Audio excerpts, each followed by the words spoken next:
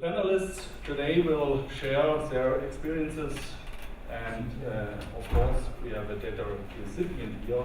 I'm sure we will share also some requirements from the recipient side, and we will start with short presentations from all of the panelists here, and afterwards we will have time for discussions. On the panel we have next to me Dr. Hajo Reißmann from a German University Oslo. He represents the data recipient side. We have Wylie from J&J, like me, we represent the manufacturer side. And in the middle we have Margot, Drees from GHX, and Nick Manzo from One World Sense. They represent, let's say, the tool in between which we need to exchange data. So with that, I would like to start with my presentation about master data, quality management, and exchange. If we talk about master data, I think first we need to talk about data quality in healthcare. Why it's important to have good data. And I think it's pretty clear we all are here to improve patient safety, and master data play an important role. Master data, why we need a good quality, it's incrementally a prerequisite for regulatory compliance. Think about UDI. And it's a key ingredient of any efficient supply chain with all the different aspects, and not to forget also process costs. We all have to think about patient safety, but we should never forget process costs. We are all under a certain pressure. But what does it mean, good quality? We had a good work in a work team to think about it, and found a good definition, I believe. Good quality means data is fit for the intended purpose. That's an easy sentence, but an important sentence, and that's something what we need to discuss with our data recipients in many cases, I believe. Because what I know from my experience is that there are sometimes different opinions what is really needed from manufacturer side or from the data recipient side. So that's something what we need to work on. Data should be complete, consistent, accurate, and sometimes time-stamped, and it should be industry standards based. Important is that data recipients can trust the data. That's so important. Therefore, we need, in our master data management processes, methods to safeguard our master data management process. From my point of view, the importance of master data is or will become similar to good product quality. In today's world, it's not enough to deliver a product in a high quality. Our partners on the healthcare provider side need also the data coming along with the products. So in our company, what are important aspects in terms of master data management in our strategy? As you can see in the little box, that's a simple graphic of our system landscape. We operate an SAP system, and we have 4 local, or should say regional systems. One system for Europe, one for North America, one for South America, and one for Asia Pacific. The processes are harmonized. But there are other reasons to have 4 different systems. And on top we have a 5th SAP system which holds the master data. The global master data. There's only one system in place which holds the master data and where we maintain the global data.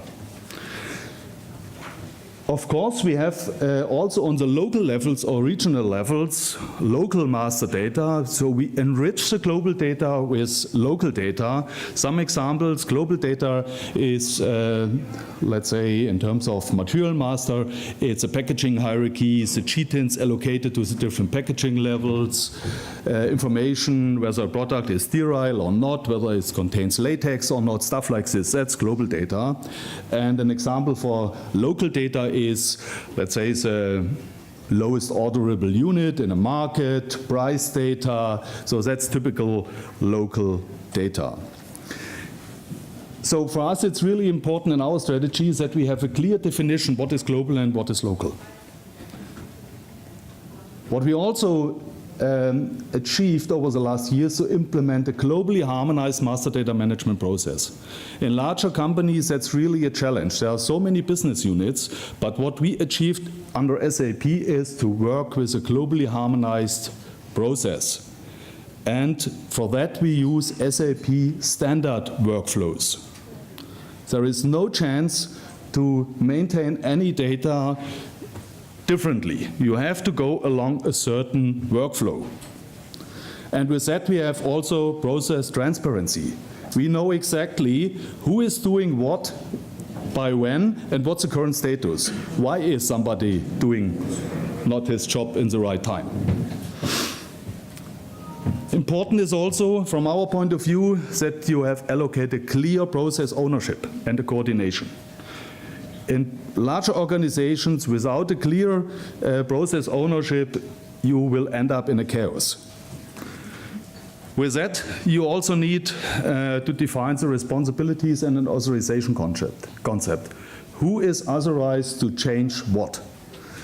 There are so many people in companies who think they have to change something or should have the authority to do it, but it's not possible. You need a control process and an authorization concept.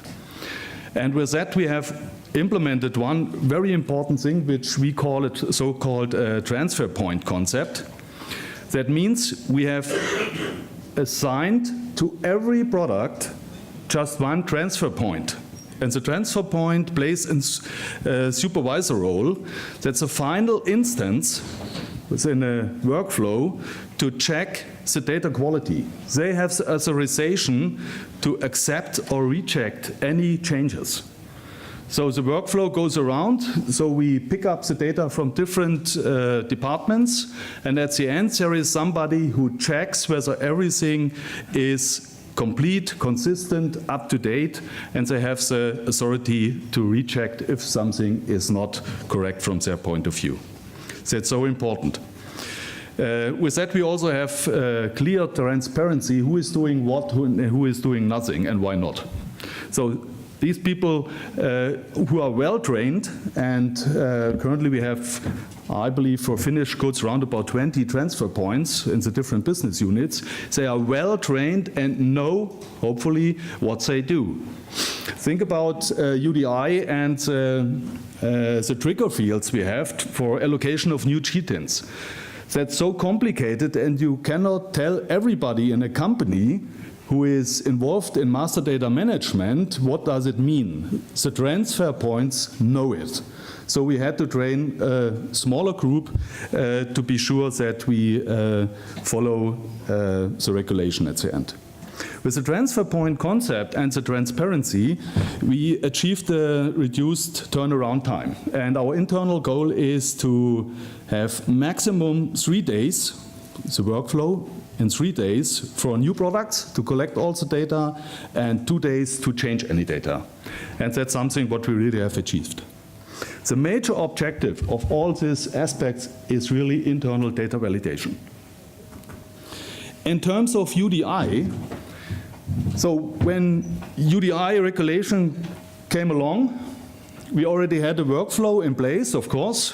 We existing a little bit longer than the UDI regulation, so there is a concept, and what we had to do to check, let's say, which products are in scope of UDI.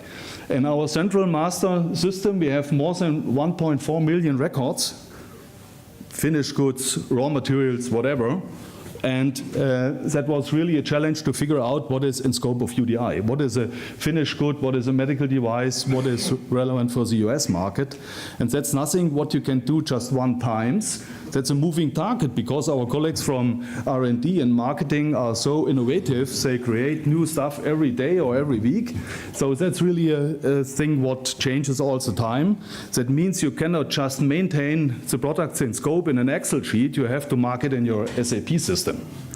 Because this marker that something is UDI relevant triggers new processes. If there is a change and it's a UDI relevant product, then you have to route your process to certain people. So As many of you who are involved in UDI implementation maybe also have seen, is data consolidation across all the business units was a challenge. The allocation of data ownership, the extension of existing master data processes, and to implement new measures to ensure good data quality for the new data which we have seen for UDI was also something what we had to implement. But we had an existing workflow, we had to extend it, and that was the main challenge. Once you have the data in a good quality in your system, that's fine, but our partners want to have it, so we need to exchange it somehow. There are different versions. You can do that. We decided to go with GDSN. That was a strategic decision in our company to say that's our main channel to exchange data with third party. And it doesn't matter whether it's for regulatory purposes or commercial purposes. We think it's quite simple, if you can talk about simple solutions in IT, but it's, let's say, it's more simple than other solutions. It's safe because the data pools are certified. It's a controlled network. Our data is protected. We have control who gets our data. So there are processes in place which guarantee that. It's efficient. Once it's in place, the system, it's relatively easy to expand to other use cases or target markets. And also it's cost effective. And there are many solution providers available and also user communities to support. Here, some benefits we see in GDSN. It's a one-to-many distribution. So it's totally independent what our data recipients want to see on their side with regard to the data pool. So if the customer wants to see data pool A and we work with data pool B, that doesn't matter, it works. We talk in one language to each other. The predefined use cases and the data sets help us to accelerate implementations. The data sync works automatically. That's also important. It streamlines processes. Our partners can trust on data because of the data validation rules in GDSN and so on. And it builds a basement for other e-commerce processes. For us, GDSN is an enabler with regard to data quality, accuracy, completeness, compliance, and so on. That was the reason why we have decided to go with GDSN. With that, I would like to hand over to Mr. Reißmann.